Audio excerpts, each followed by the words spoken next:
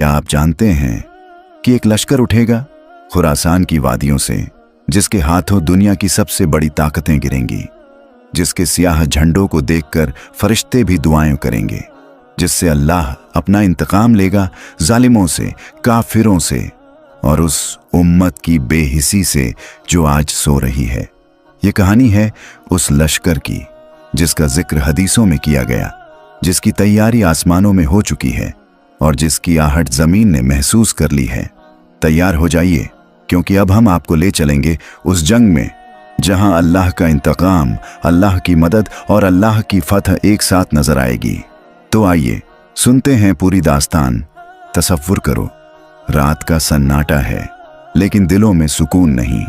मस्जिदें तो आबाद हैं मगर सजदों में आंसू नहीं। कुरान मौजूद है मगर उसके हर्फ दिलों में उतरते नहीं।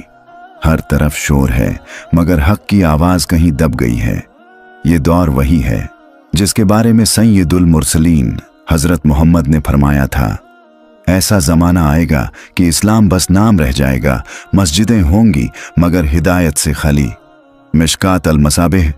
दुनिया के हर कोने में जुल्म का बाजार गर्म है।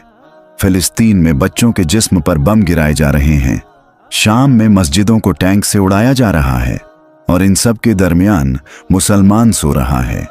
लोग गजब की बेहिसी में डूब चुके हैं। एक माँ अपने बेटे की लाश उठाकर चुप है। एक बाप बेआवाज रोता है क्योंकि रोना अब जुर्म बन गया है।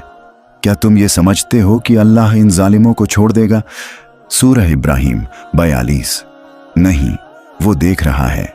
हर आंसू, हर चीख, हर बेगुनाह लहू अल्लाह की अदालत में जमा हो चुका है।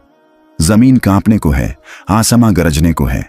फरिश्तों को हुक्म मिल चुका है कि अब देर नहीं, अब इंतकाम का वक़्त करीब है। यही वो मंजर है जहां से कहानी शुरू होती है। जब कोई पूछता है, क्या हमारी कौम का कोई रखवाला नहीं बचेगा? क्या इस जुल्म का कोई हिसाब नहीं होगा?